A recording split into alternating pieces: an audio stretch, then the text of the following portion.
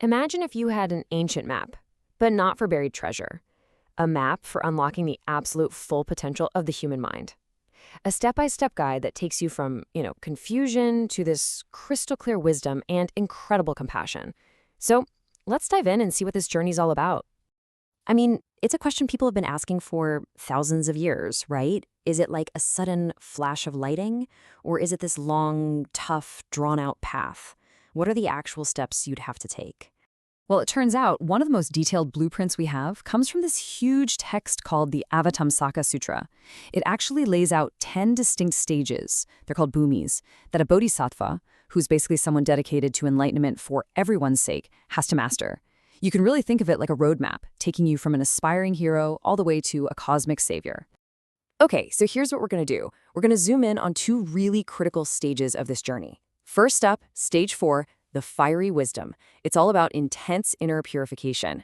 Then we're going to look at this really surprising pivot in stage 5, the unconquerable mind, where the whole focus shifts to mastering worldly skills. And finally, we'll break down what this move from insight to impact is all about, and how this ancient path can still be a blueprint for our own growth today. All right, let's get into it. Stage 4. So after building a really solid foundation in the first 3 stages, the journey takes a sharp turn inward. This is a time for some seriously intense purification. So this stage is called Yan Hui Di, which translates to the flame-like wisdom stage. And that name, it's a really powerful metaphor. See, the wisdom you develop here isn't some gentle, passive thing. No, it's an active, roaring fire that just burns away all those deep-seated delusions and bad habits that keep our minds clouded. So how do you actually stoke this fire? Well, the sutra lays out this whole training program. First, you start with really deep contemplation on the nature of reality itself.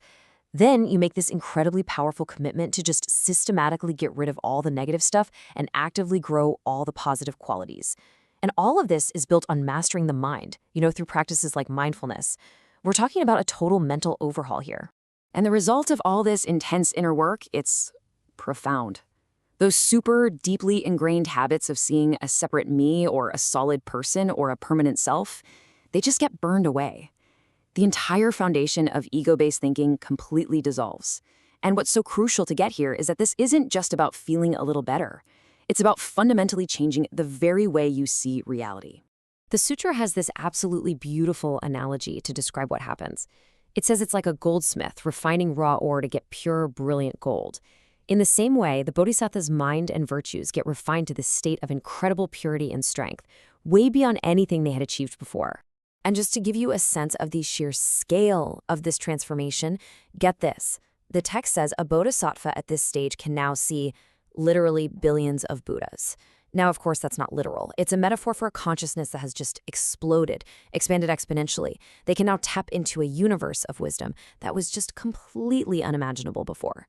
Now, you'd think, after hitting that level of inner purity, the journey's got to be almost over, right? But nope. This is where the path takes a really fascinating and totally unexpected turn.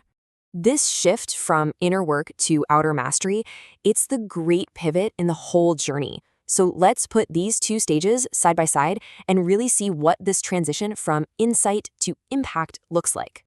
So stage 4 was completely focused inward, right?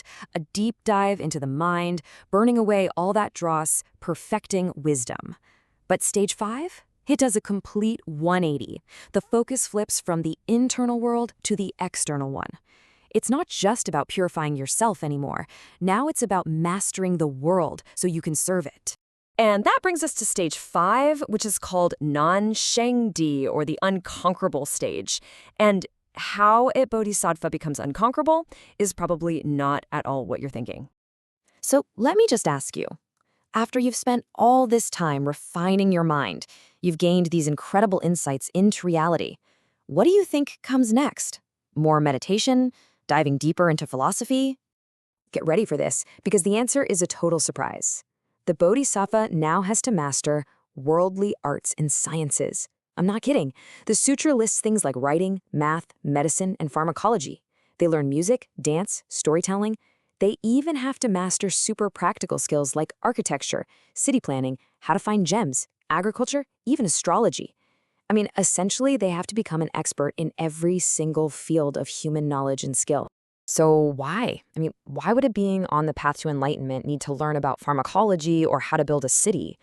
The motivation is pure, selfless compassion. That's it. They master all these skills so they can meet people exactly where they are, understand what they need, and use the best, most effective tools possible to help them out, and, gently guide them toward real, lasting happiness. You see, the sutra explains that at this point, the bodhisattva looks out at the world and just feels this overwhelming wave of compassion for everyone who's suffering, everyone who's lost in what it calls a great sea of desire. And this isn't pity, not at all. It's a powerful, motivating force that drives them to learn everything they can, to acquire every possible tool to build a lifeboat for everyone else. And that is why this stage is called unconquerable. Because true invincibility, according to this map, isn't about being immune to the world. It's about mastering it so completely, both your own inner world and the outer world of practical skills, that you can take on any challenge with skill and compassion and never be overcome. Okay, so what does all this mean for us today? What can we really take away from this 2,000-year-old blueprint for human growth? I think the most powerful lesson here is that this is not a path of escape. True spiritual growth isn't about hiding from the world in a cave. It's a two-part process. First, you do the hard, deep inner work to get that wisdom and stability, and then you bring all of that back out into the world with skill and with compassion to make a real, tangible difference. And you can even see this shift in the main virtue of each stage. For stage 4, the key virtue is Jinjin, that's diligent effort, which is all pointed inward at that self-purification. But in stage 5, it shifts to Chan, or meditative concentration. And why? Because now you need this unshakably stable, focused mind to master all those complex worldly skills without getting totally lost in them. When you step back, what the sutra is really describing is this profound evolution. The journey kicks off with self-improvement, right? With that hard work of understanding and changing our own minds. But it doesn't end there. It finds its highest expression in global service, in using every single ounce of that wisdom and skill for the benefit of everybody else. It's just an incredible vision of what a human being can become. It suggests our potential for wisdom is matched only by our potential for compassionate action. And so the final question this ancient map leaves us with is a really personal one. Where are you on that journey, from your own inner work to your outer impact?